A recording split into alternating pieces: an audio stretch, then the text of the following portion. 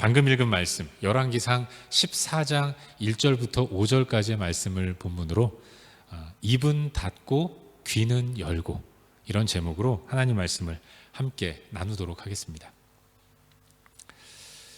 여러분, 신앙은 관계입니다. 신앙은 하나님과 나의 관계이고, 하나님과 나의 관계가 확장될 때 이웃과의 관계가 만들어지는 거예요.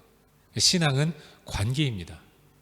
어떤 사람이 신앙이 좋다, 이것은 하나님과의 관계가 굉장히 밀접하게 연관되어 있고 하나님과 딱 붙어 있는 삶을 사는 것이다라고 말할 수 있어요.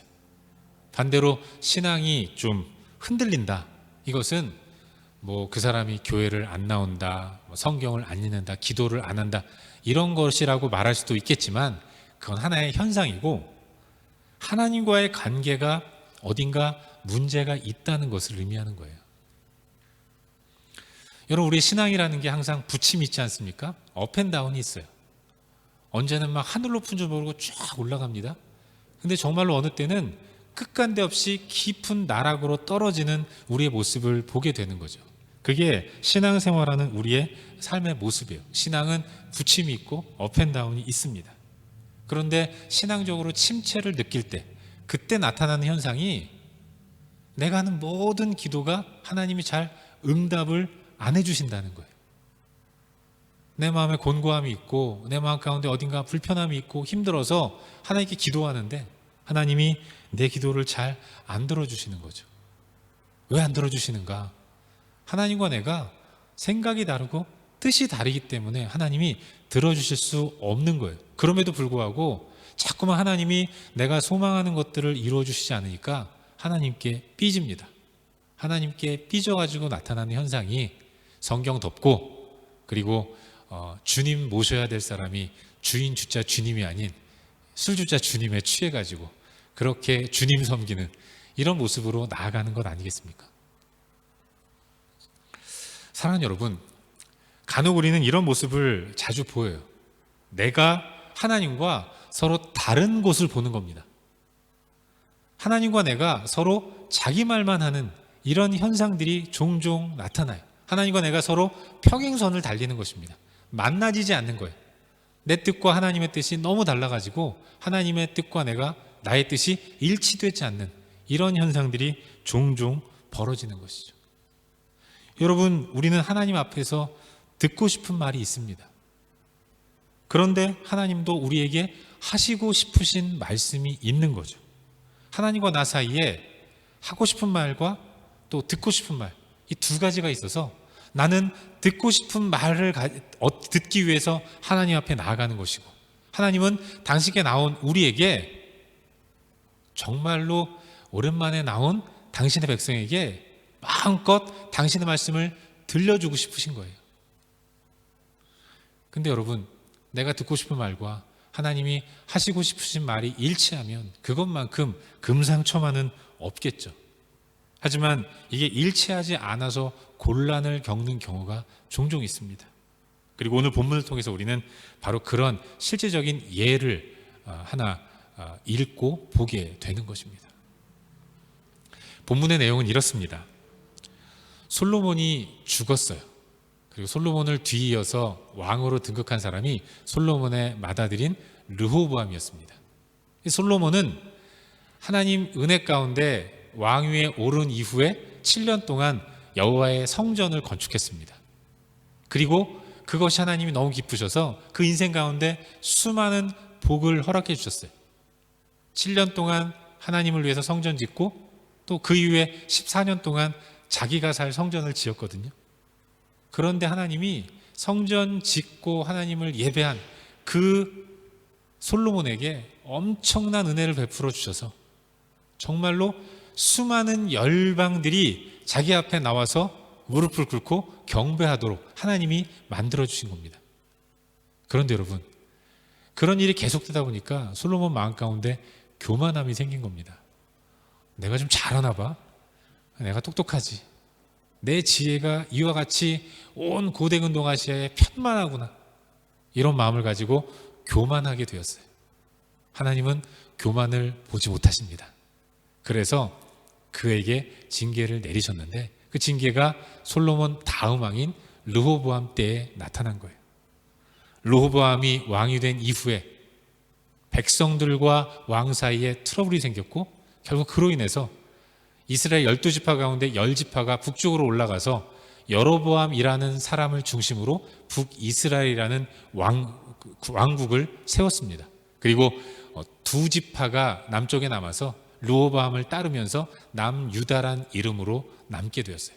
그래서 르호보암 왕 때에 나라가 북과 남과 북으로 분단이 되었던 것입니다. 오늘 본문에 등장하는 여로보암은 바로 북이스라엘에 새롭게 왕국을 건설한 인물입니다.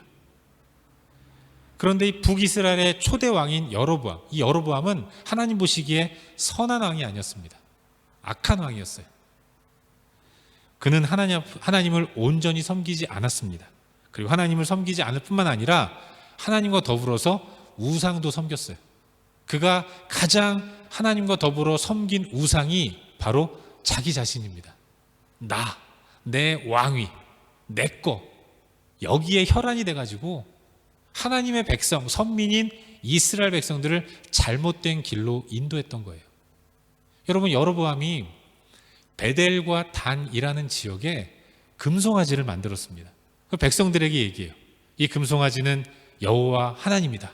그러니까 왜 괜히 명절 때 남유다 땅 예루살렘으로 내려갈 생각하지 말고 여기 베델, 단 두 지역에 내가 만들어 온 금송아지를 여호와 하나님으로 생각하고 그 금송아지 앞에 절하면 제사하는 거다. 이렇게 백성들에게 선포했던 겁니다. 결국 여로보암은 자기만 우상을 섬긴 것이 아니라 백성들에게도 우상을 숭배하도록 조장하는 이런 심각한 악행을 저지른 왕이었던 거예요. 그 여로보암의 집에 문제가 생겼습니다. 본문 1절을 보니까 여로보암의 아들 아비야라는 아들이 병에 걸린 겁니다. 아주 위중한 병에 걸렸어요. 왕의 아들은 누굽니까? 세자. 왕이 죽으면 왕위를 이어받을 그런 다음 권력이죠.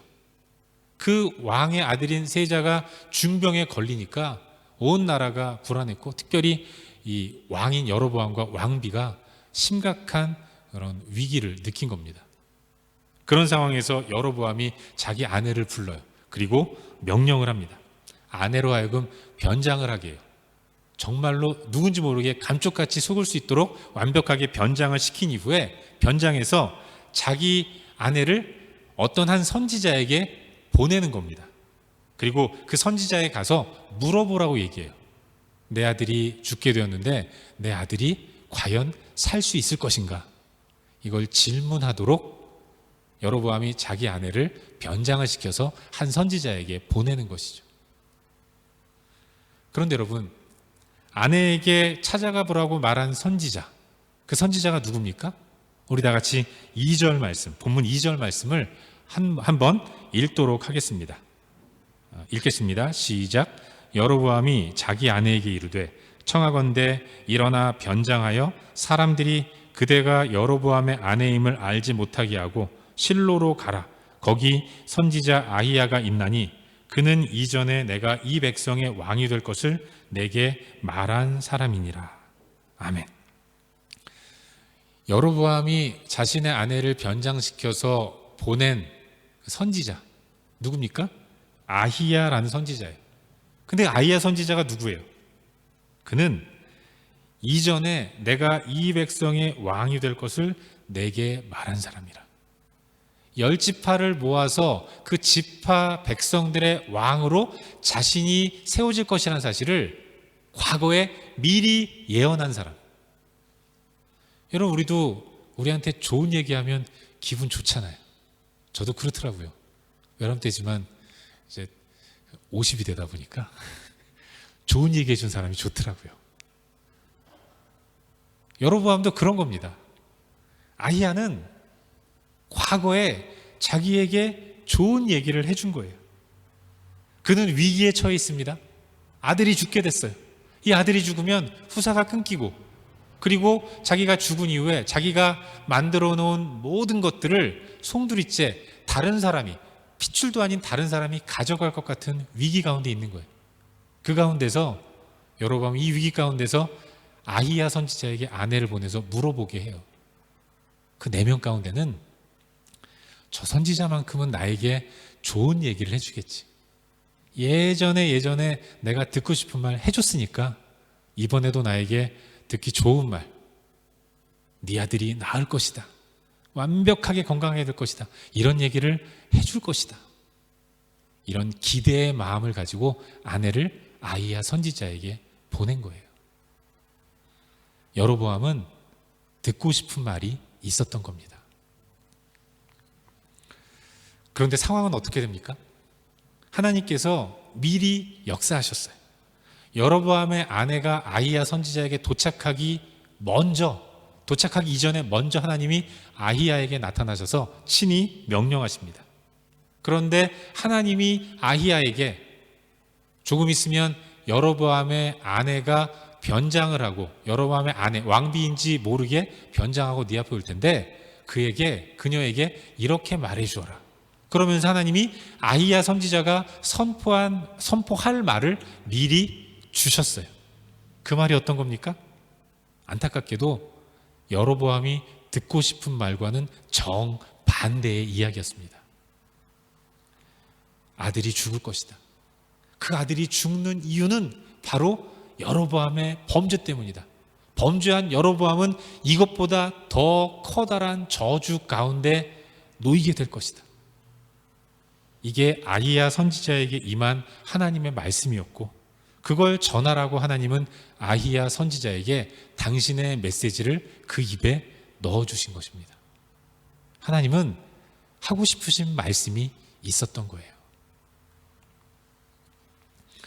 사랑하는 여러분, 오늘 우리는 이 본문에 나오는 여로보암과 아히야, 더 정확히 말하면 여로보암과 하나님과의 이 물밑 대화를 통해서, 밑에서 진행되는 모든 과정을 통해서 우리의 삶을 한번 돌아보아야 한다고 믿습니다. 나는 어떤 모습으로 하나님을 바라보고 있는가? 하나님은 어떤 모습으로 나를 인도하고 계신가? 이걸 한번 깊이 묵상해 보아야 하는 거예요. 여러분, 인간은 기도합니다. 왜 기도합니까?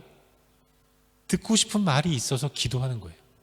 이루고 싶은 것이 있기 때문에 엎드려 기도하는 겁니다. 우리의 기도는 듣고 싶은 말, 이루고 싶은 소원이 있기 때문에 엎드리고 기도하는 거죠. 그런데 하나님은 기도하는 우리의 기도를 들으십니다. 왜 들으십니까? 하나님은 하고 싶은 말씀이 있으셔서 우리의 기도를 들으시는 거예요. 우리가 엎드려 기도할 때 하나님은 그 기도가 그냥 기도하는 우리의 외침으로만 끝나는 것이 아니라, 하나님 당신도 엎드려 기도한 우리 가운데 들려주고 싶은 말씀이 있으셔서 듣고 계신 거예요. 하지만 문제는 뭡니까?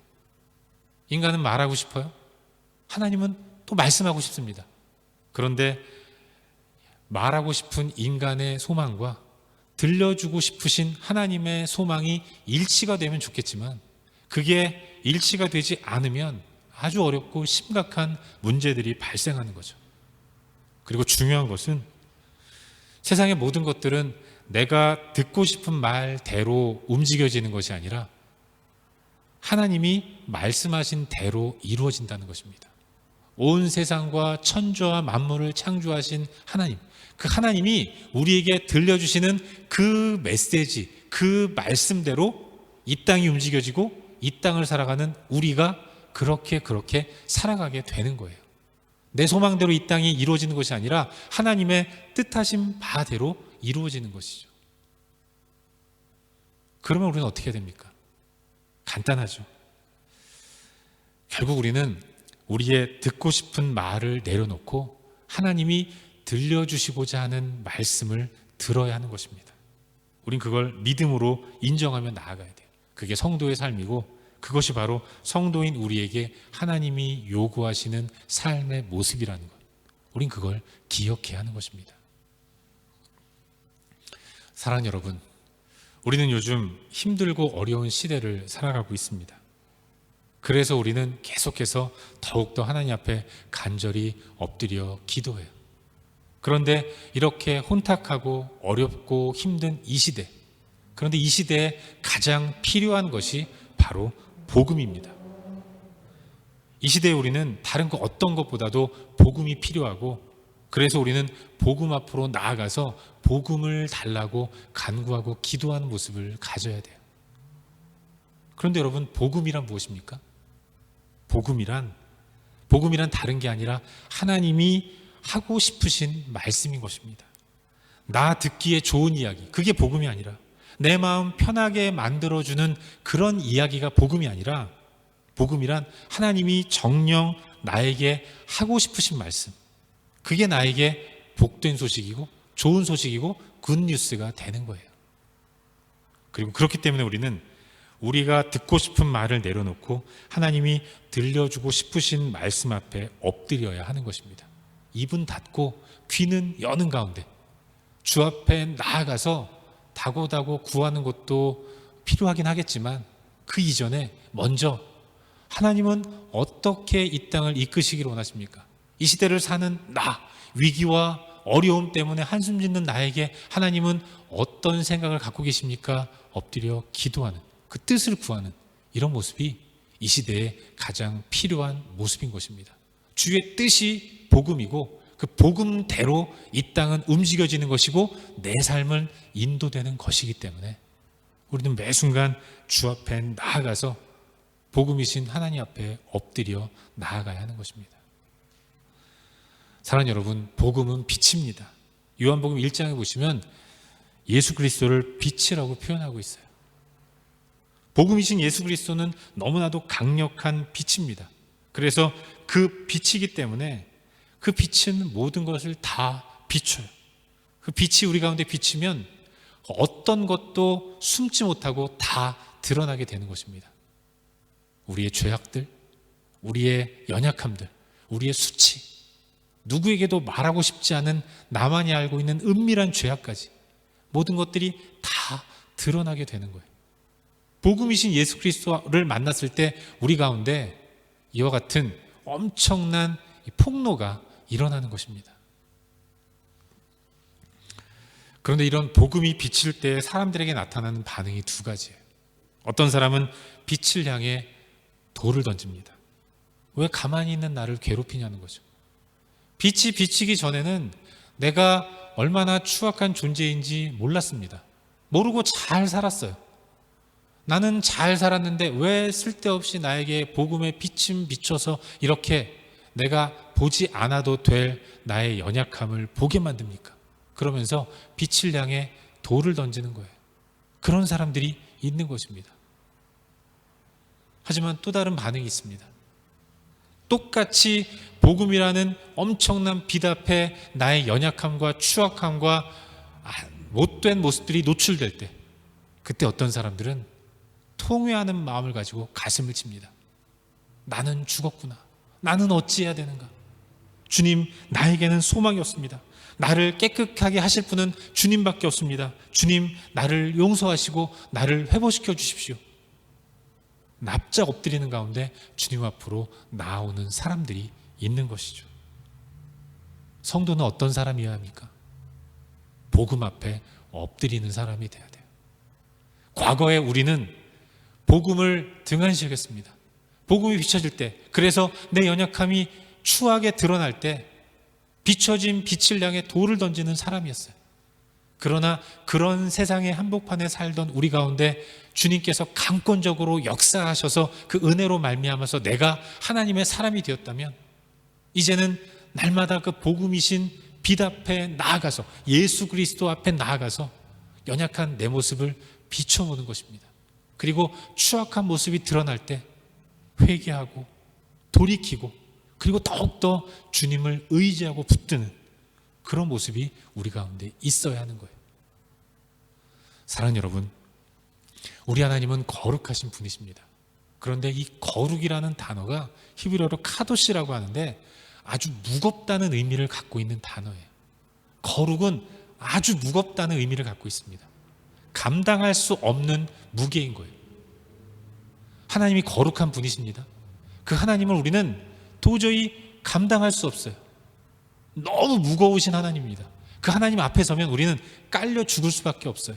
그래서 하나님을 만나면 죽음의 공포를 느낄 수밖에 없는 것이죠. 요즘 우리는 이사야 말씀을 묵상하고 있는데, 이사야 6장에 보면 이사야 선지자가 하나님을 경험하고 하나님의 임재를 체험하는 장면이 나와요. 성전에 올라간 이사야가 성전을 가득 메운 여호와의 임재를 목격하고 깜짝 놀라는 모습이 나오죠. 그리고 어떻게 고백합니까? 화로다 나여 죽게 되었도다. 복음 앞에 서면, 하나님 앞에 서면 이와 같은 반응들이 나올 수밖에 없는 거예요. 우린 그렇게 하나님 앞에 서면 우리가 갖고 있는 지혜, 우리가 갖고 있는 명철, 우리가 갖고 있는 실력, 능력 다 필요 없는 너무나도 연약한 존재가 우리인 것입니다. 그런 연약한 우리가 예수 그리스도의 보혈의 피로 깨끗함을 받아서 하나님 앞에 서는데, 여전히 내 안에 남아있는 죄성 때문에 우리의 구하는 것들은 다 추하고 더러운 것인데, 그럼에도 불구하고 하나님 앞에 나아가서 이 땅에서 필요한 것들을 달라달라 구하며 기도하는 거죠. 그리고 하나님이 안 주시면 하나님께 삐지고 마음 아파하면서 세상을 다 잃은 것 같은 절망과 실망 가운데 빠져서 그렇게 낙심하며 살아가는 모습을 보이고 있는 것입니다. 이게 얼마나 연약하고 안타까운 모습인지 몰라요. 하나님의 뜻대로 이루어지면 모든 것이 합력하여 선을 이루시는 하나님으로 인해서 참된 풍성함이 임하게 되는데, 나는 여전히 하나님 앞에 나가서 내가 듣고 싶은 말만 계속 하는 겁니다. 하실 때까지 계속 부르짖는 거예요. 하나님이 우리에게 들려주시고자 하는 메시지가 있는데 그럼에도 불구하고 그것 들리지 않게 계속 나의 이야기만 계속 주저리 반복한다면, 그런 우리가 어떻게 하나님 예비하신 풍성한 삶을 살 수 있겠습니까? 사랑하는 여러분, 우리는 정직하게 우리 자신을 돌아보는 가운데 이제는 우리의 입을 닫고 우리의 귀를 열어 주 앞에 엎드리는 그런 믿음의 삶을 살아야 할 줄로 믿습니다. 주님 뜻에 순종하는 모습을 가지고 나아가야 되는 거예요. 주님의 뜻이 내 마음에 안 들 수도 있습니다. 그러나 그것이 하나님의 뜻이라면 그것은 완전한 것이고 나에게 가장 유익한 것이 된다는 사실을 확신하면서 주 앞에 엎드리는, 그리고 주의 음성을 듣고 주의 뜻을 깨닫는 가운데 그 뜻대로 순종하는 믿음의 삶을 살아갈 줄로 믿습니다. 언젠가 인터넷에서 과거에 유행했던 코미디 프로그램을 한번 본 적이 있습니다. 재미있는 꽁트였는데, 데이트를 하러 나가는 누나가 남동생에게 나 좀 봐줘 이러면서 머리핀 2개를 들고 얘기를 하는 겁니다. 내가 빨간 핀이 어울릴까 파란 핀이 어울릴까 계속 대보면서 동생에게 질문을 해요. 동생이 빨간 핀이 어울려 이러니까 그래? 그러면서 그래? 그래? 좀처럼 빨간 핀을 머리에 꽂지 않는 거예요. 그래서 동생이 아유 파란 핀이 어울려 그랬더니 그렇지 그러면서 파란 핀을 딱 꽂고 밖으로 나갔다는 거죠. 여러분, 이 누나는 처음부터 파란 핀을 꽂고 싶었던 겁니다. 우리의 기도의 모습이 그와 같지는 않은지 우리 자신을 돌아보았으면 좋겠어요. 마음에 답을 정하고 기도하는 이것만큼 안타까운 모습이 없는 것입니다.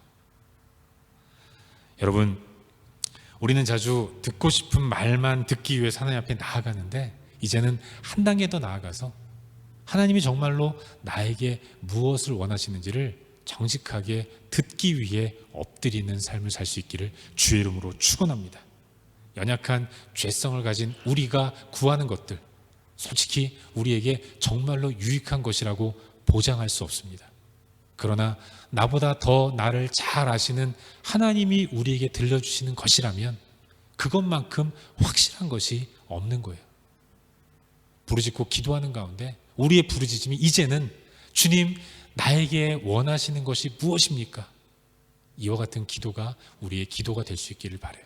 말씀을 읽을 때마다, 말씀을 큐티할 때마다, 설교를 들을 때마다, 성도들과 교제를 나눌 때마다 그 가운데서 하나님이 나에게 원하시는 것이 무엇인가를 잘 깨닫고, 그리고 깨달은 말씀대로 우리 삶 가운데 순종하는 믿음의 삶을 살아감으로 말미암아서 우리의 삶이 더욱더 풍성한 복된 삶이 될 수 있기를 주의 이름으로 축원합니다.